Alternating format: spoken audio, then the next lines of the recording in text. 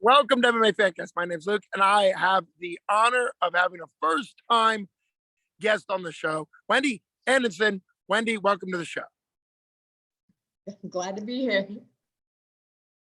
It is really great having you. Congratulations. You're on the show for two reasons, which is pretty rare. Usually I interview people that are either coming off a win or are going into a fight, and you're doing both. So congratulations to you. A couple days ago, you had a great armbar finish in the second round to improve to 5-2 as an amateur, which is a great amateur record.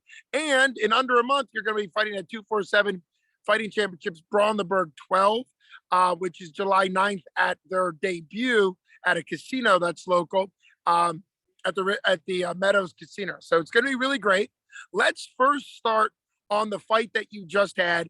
And before you even talk about that fight, what decision led you to take two fights within about 3.5 weeks from you, and what confidence level did you have to do that? And then let's get to that fight that you just won.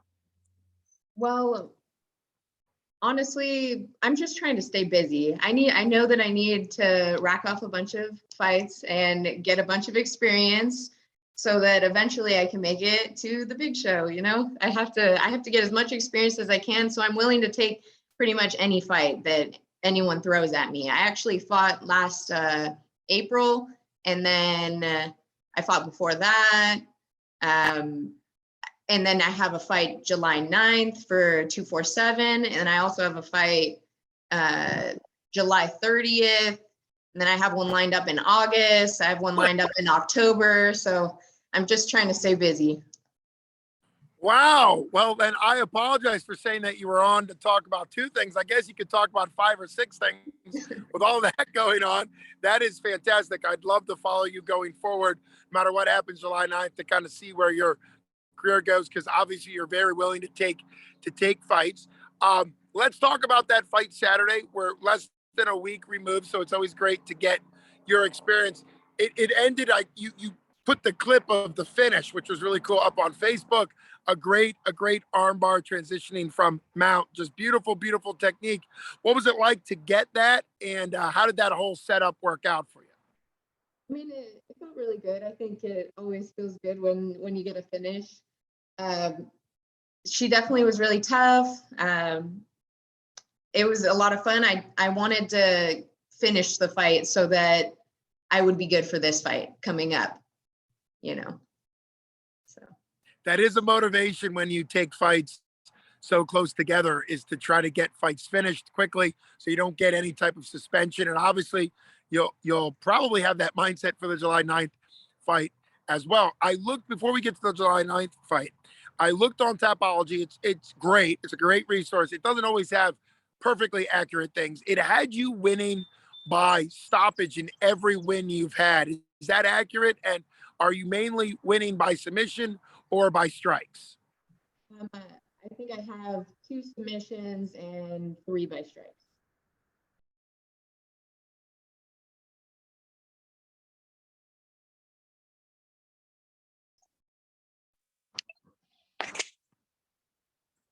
Sorry about that little break on my end, some technical difficulty. Let me repeat the question.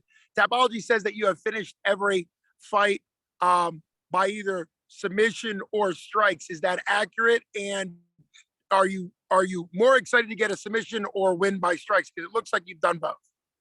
It is accurate. I won by strikes 3 times and by submission twice. And honestly, I feel like I'm a decently well-rounded fighter, and so I'm okay with any type of finish.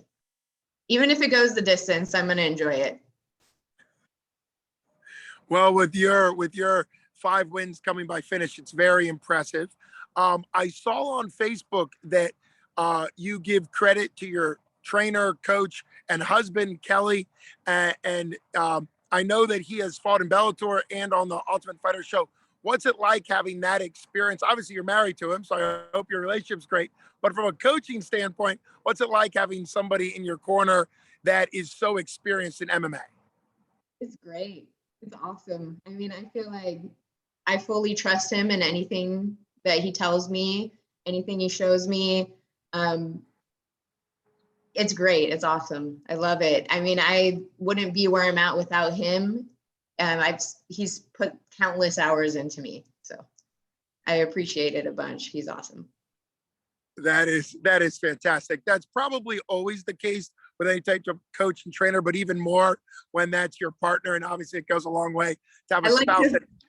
I'd like to think I'm a little bit special. You are. That's what I'm saying. You're absolutely. Of course you are. So. Absolutely. Oh, okay. Absolutely. Absolutely. Well, yeah.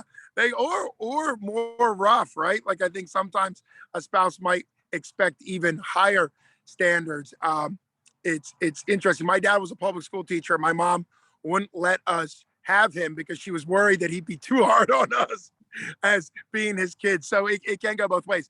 But this is exciting because you're obviously taking a bunch of these fights. You have experienced coach, trainer, and spouse in your corner, which is fantastic. You've literally lined up more fights than some people have in their entire amateur career between now and October. So that's impressive. But let's get to 247 Fighting Championships, Brawl in the Burgh 12 at the Meadows Casino in Cannonsburg, which doesn't mean much to you because you're from High Point, North Carolina. So when you say you take fights anywhere, you mean it. What's it like coming into enemy territory? You're fighting a good, talented female fighter as well, but she's the local hometown gym product, which is obviously a great thing for the card, but you're coming in as sort of the outside opponent. So what's that like for you? Well, most of my fights have actually been that way, so pretty normal to me, I guess. I'm really excited for this fight. I think she's going to be pretty tough. Where I'm actually going up in weight a little bit. I'm fighting at 130 instead of 125 because I think her normal weight class is 135. But like I said earlier, I'm down to fight anyone and get that experience. So. Yeah, and at the amateur level particularly, and female, it can be the same way for males, but definitely females, the being flexible in weight is obviously a big deal because, as you know, but I'm more educating the people who might be watching this, getting matched fights, particularly at the amateur female level, can be tough because there's no money incentive. There's nothing that can really force people to take a fight.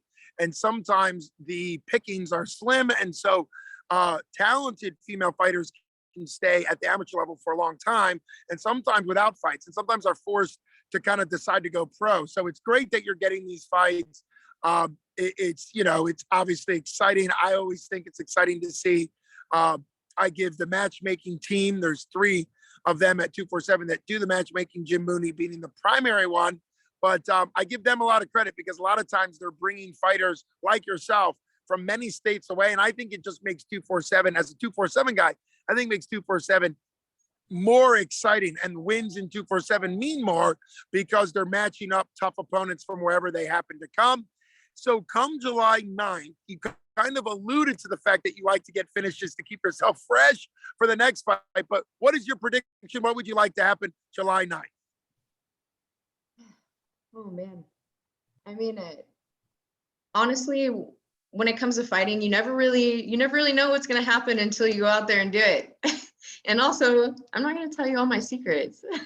Please don't. Yes. Of course. We will take that. I appreciate it. I can't wait to be cage side to watch you in action, to see all the action. For those that are watching this that are from the High Point area, get the pay-per-view on 247fighting.com. If you happen to be watching this and you're in the Pittsburgh area, then get tickets to come to see it in person because it's going to be incredible. From the debut 0-0 amateurs all the way up to the more experienced amateurs like you, Wendy, all the way up to the pros main event. It's going to be an absolutely incredible card. And for anybody that's in the area that can see it, or for the pay-per-view people, I think sometimes they don't get enough credit to get, to support you and to still be watching. So hopefully people will be on pay-per-view to watch you. So thanks so much for coming on the show. It's been great catching up with you a little bit. And I always love having first-time guests. Hopefully we'll be back on the show in the future to talk about all your exploits in MMA. Have a great one. Thanks so much, Wendy. Thank you so much.